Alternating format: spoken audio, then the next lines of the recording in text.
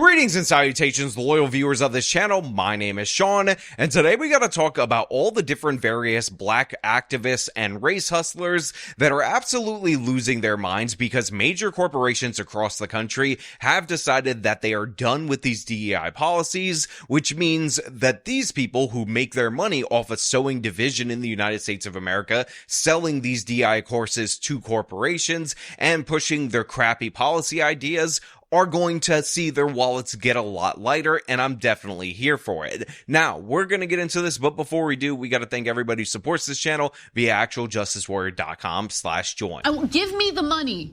Give me the money. Okay. Well, Walmart has decided they're going to get rid of their DEI policies. Why? Because right-wing conservatives have been targeting a number of public companies, telling them they don't like what their support for transgender, LGBTQ, as well as black folks and other minorities. So first of all, I just want to point out, if you didn't have anything to be grateful for this past Thanksgiving, you now have this Roland Martin segment, which is absolutely hilarious from top to bottom. And again, if Roland Martin wanted to make the case that DEI policies don't allow people to be hired that are just less qualified than other people, then I would ask Roland Martin to actually do a video on his Black Star network where the audio is in sync with the video. This is embarrassing. I did not alter the beginning of this video where it's clearly and obviously out of sync. This was uploaded onto his YouTube channel like this, and it may be the perfect cherry on top of this terrible video that the production value is also bad, while at the same time, Roland Martin is going to make the case that DEI doesn't actually lower quality, also support black media like Black Star Media, which is definitely 100% lower quality. This is the Walmart U.S. CEO speaking this morning on CBS This Morning, explaining their decision. Of course, Walmart is America's largest employer, one of the biggest companies in the world. So this is a huge decision. Listen. Now, Roland is very upset over the fact that the Walmart CEO, the John Deere CEO, and a bunch of other companies have announced that they're no longer going to do these DEI initiatives. And one of the things that really bothers him is that Gayle King ends up asking the CEO of Walmart if he cares about diversity of ownership of the companies that supply Walmart their goods that they sell in their stores, and that CEO doesn't answer the question. But in addition to that, Roland Martin's really mad that this post-George Floyd promise that Walmart was going to spend $100 million on this foundation for racial equity appears to be ending, and we're not even the full 5 years in. Is diversity among your suppliers still important to you at Walmart, John? Well, starting with our company back in 1962, we were a small business, a single store that operated out of Rogers, Arkansas. And so we'll continue to do the things that we can do to ensure that small suppliers have a path to being successful, not only at Walmart, but in their business in total. You know, every year we really focus on made in the USA. About 2/3 of what we sell is either made, grown, or assembled right here in the United States. We have a program every summer called Open Call, where we welcome in small suppliers. And we welcome in people that have an idea, that are an entrepreneur, and they want to learn. So we're going to continue to lean into ensuring that we provide the very best pathways for small businesses, our suppliers, to be successful here in the store. If I had more time, I could take you around the store and show you a few of those examples. But there are a lot of them, and they'll continue to be more. Okay, so first of all, you saw right there, he didn't answer Gayle King's question. He didn't answer it at all.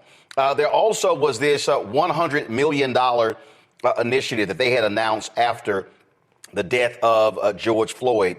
They're getting rid of that. It was they also were funding what it was called a Center for Racial Equity, a nonprofit that Walmart launched in 2020. It's supposed to be a 5-year initiative, and so that's also being shuttered. Now look, Martin is obviously mad. He's obviously furious about this, but I just want to point out for everybody out there in the audience, the reason why Martin is mad, the reason why he's angry, is not for the average black American who will still get hired at Walmart. It is not for the average supplier of Walmart's goods that happens to be a black person or a black-owned company, because if they come in at the lowest prices, they will still be able to sell their goods through the gigantic gigantic superstores that are Walmarts. He's angry because his friends are this black race hustling class. The people like Ibram X. Kendi, who charge a bunch of money in order to give speeches to these companies. People like Robin DiAngelo, all these different various people who shake down these companies, end up selling them their courses as inoculation against lawsuits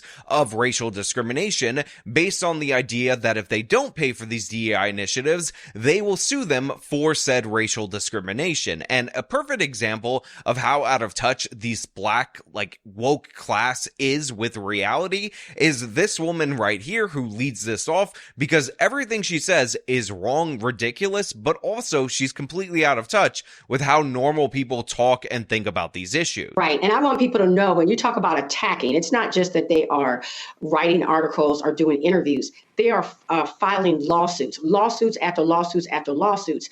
These small law firms, but they're powerful, are filing these lawsuits that companies then have to fight against, saying that woke policies or any DEI initiatives are in fact discriminatory, which is completely the opposite of what the problem is. DEI was there to fix discriminatory problems, but they have flipped it around and are using again the term reverse discrimination, reverse racism, which is no such thing as reverse racism. It's not even a real concept. It does not exist. So first and foremost, as I talked about in a previous video, one of the tactics of race hustlers like this, like Al Sharpton, which I gave Jank credit for calling out of all people in my previous video, is to say that these companies are racist, is to back lawsuits and smear campaigns against these companies in order to get them to capitulate to their worldview and give their organizations money. And by the way, many a times this does not benefit black people as a whole. So this woman being angry at people suing these companies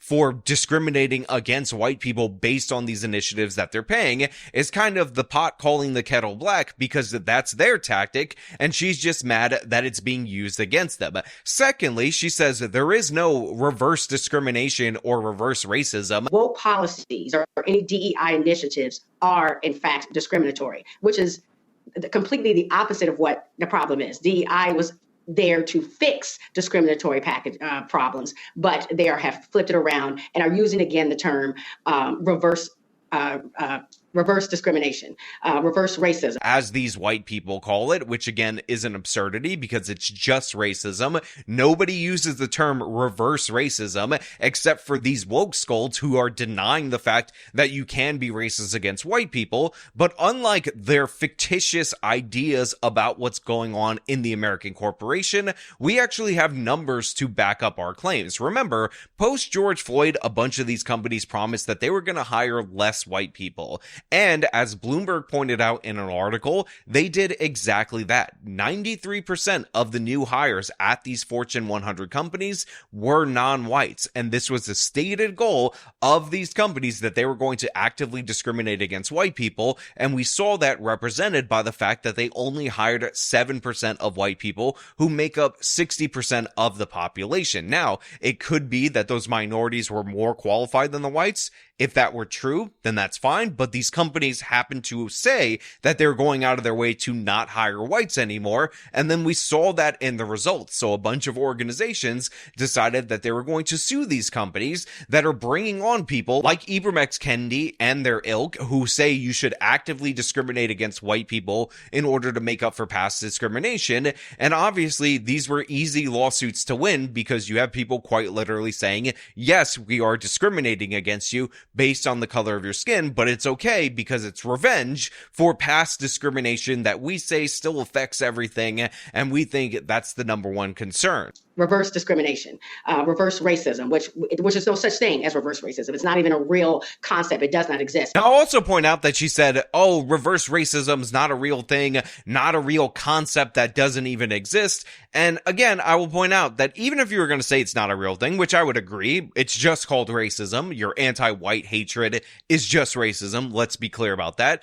But conceptually, It is a real thing. If you buy into the woke concept that black people can't be racist against white people and that's just reverse racism, then congratulations, then that concept totally exists. So this woman is totally off base, but again, it's the anti-white hatred that is fueling her. But in addition to that, she's in the race hustling industry, and if people are not paying attention to these race hustlers, that negatively impacts her pocketbook, and that's what she's concerned about. This isn't going to affect qualified black people at all the different various jobs that they have. That's not going to be an issue. This is only really going to affect the woke skull class, the black woke skull class, who sell these courses and programs to corporations around the country. It turns out that it's not profitable. It turns out that it's disastrous. It turns out that actively promoting anti-white hatred at a corporate level opens you up for racial discrimination lawsuits. But this is what is the problem. And these corporations are buckling under the pressure.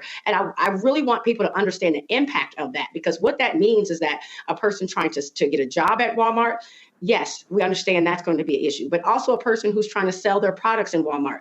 They are not going to actively seek out or retain the people they have now that are under any underrepresented group. That's women, that's LGBTQIA, that's Black, Latino, that's Asian, that's people with disabilities, that's women. And so what they're saying is what they're saying is they're evening out the playing ground, because they have said, are trying to suggest that we are all have equal chances in America. Like many of you who heard that woman say, oh, let me break down all the different various issues. Black people aren't going to be hired at Walmart anymore. No, that's not the case. That's definitely not true. Have you been to a Walmart? Chances are, if you have, there are black people working at that Walmart. And then she's like, yeah, but it's even worse. Walmart's not going to go out of its way to bend over backwards to seek out and retain disabled black transgender midget farmers in order to source their bell peppers anymore. And I would just point out that Walmart is a huge store. They sell a lot of different products. They actually buy a lot of local products and local produce.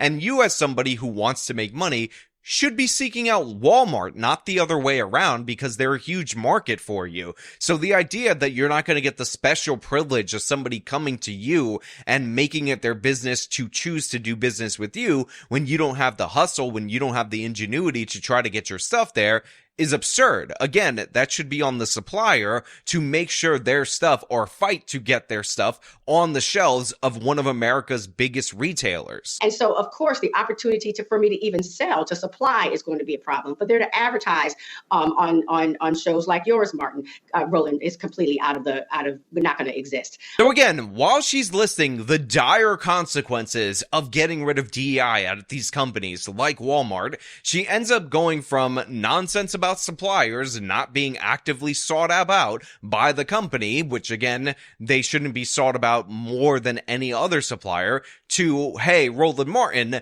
they're probably not going to advertise on your program anymore. And all I have to say is, listen, I already agreed to this. I already signed up for the contract. I'm already in support of this, but for whatever reason, this woman just wants to keep sweetening the pot for me, and I don't give a damn if Walmart advertises on Roland Martin anymore. Nobody should give a damn about that, because Roland Martin's show is terrible, and need I point out that in his intro, his audio wasn't even in sync. That's how low production value his show actually is. This YouTube video doesn't even have all that many views, and you are better served advertising on these very good channels, very smart channels, very individually run channels by Irish Puerto Ricans, so it will fill your DEI quota. And one of those channels that I could think of is called the actual Justice Warrior channel. You go advertise on them, Walmart company guy. It's definitely top tier. At least I can sync my audio, even though I'm one person doing this part in front of the camera and all the behind the scenes work by myself. Also, what's scary is that they're wiping out any kind of education. So you're going to have a workforce of people who are not educated on how to deal with people that are different from them.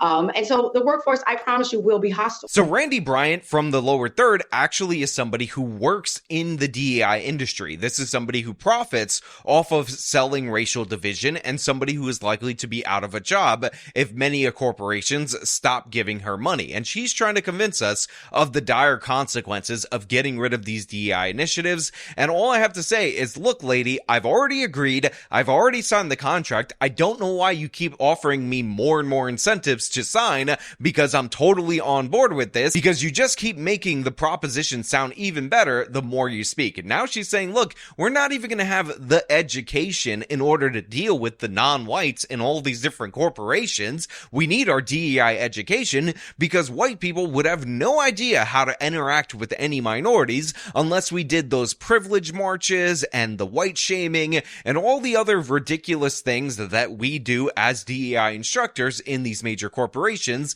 that make those corporations vulnerable to racial discrimination lawsuits. Again, these courses are terrible, and studies have shown that the implicit bias training and all this nonsense that these people and their organizations put forward actually increase racial tensions at the workplace rather than help nerf those racial tensions. So everything she's saying about the dire consequences sound pretty good to me. They sound like not dire consequences at all. It sounds like people would be more likely and more apt to get along without the DEI instructors like this coming in and trying to reframe how they speak, adjust their language, and tell them how to treat the innocent baby angel special minorities that somehow are made of glass, and if you look at them the wrong way, they'll shatter into a million pieces, and that will be because your evil white racism is like a high note to the glass that they are made of.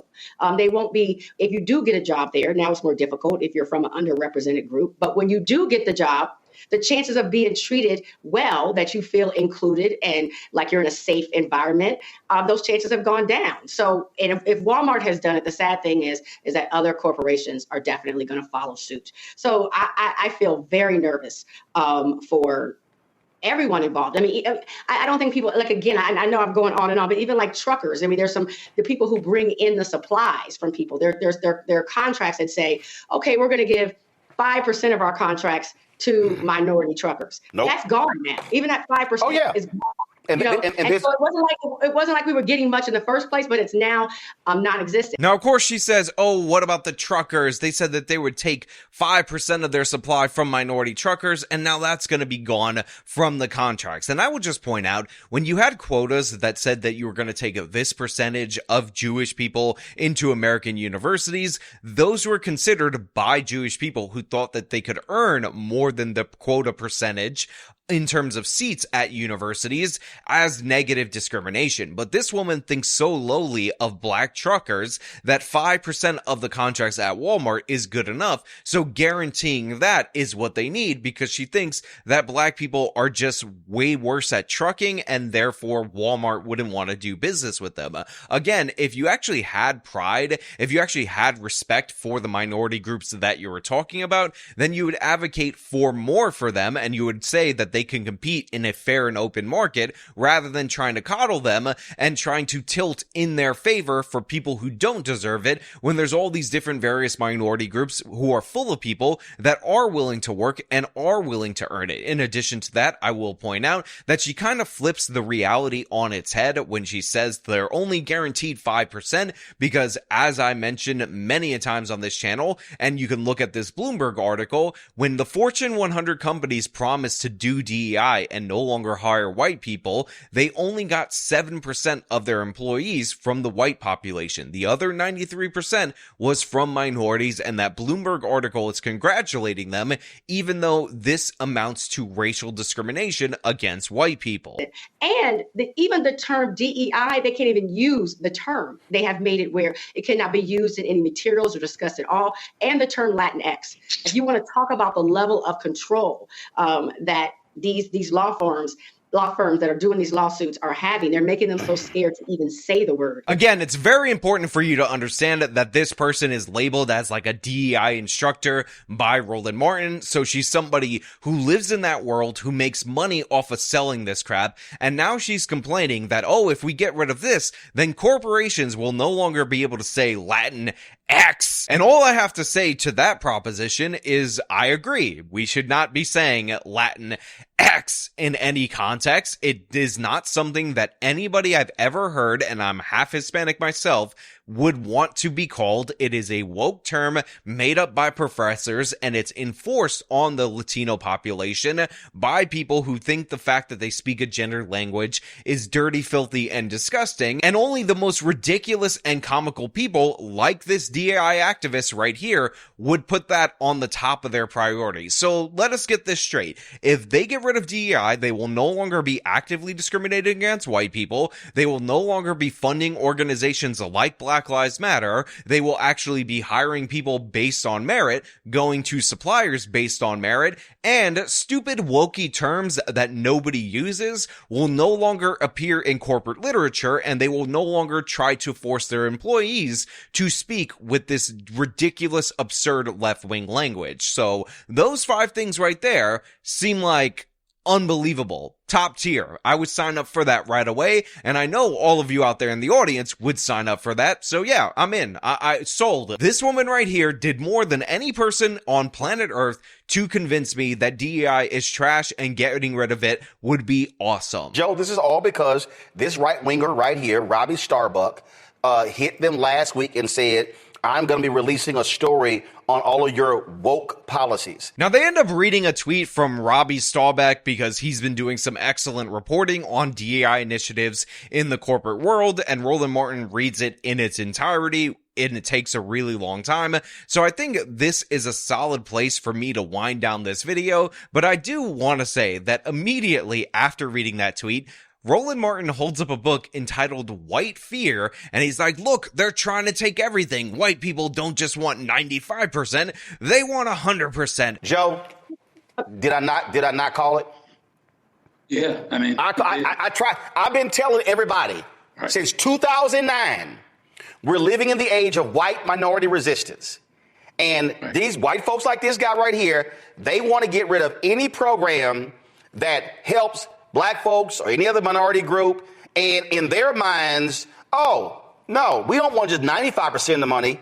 We want all of the money. And they're willing to do anything in order to do that, and the panel just continues along these ridiculous lines. And again, I couldn't be happier, because the people who are going to feel the negative impacts of this are not your average everyday Black person. They're not your hardworking Black person or anything of the sort. The people who are going to lose money are the DEI instructor that they had on this panel, are people like Ibram X. Kendi, are people like Robin DiAngelo, all these different various woke scolds who make money wokeifying your corporations. They're the ones who are at a loss right here. So they're trying to tie, in a very cynical way, their jobs and their own personal success to the success of the minority groups that they purport to represent as a whole, when nothing could be further from the truth. Again, these programs benefit various different organizations that profit off of sowing division, and as we have talked about many a times on this channel, including in this video, when they do the DEI courses in corporations, it actually makes the environment less tolerant and people more weary of interacting with minorities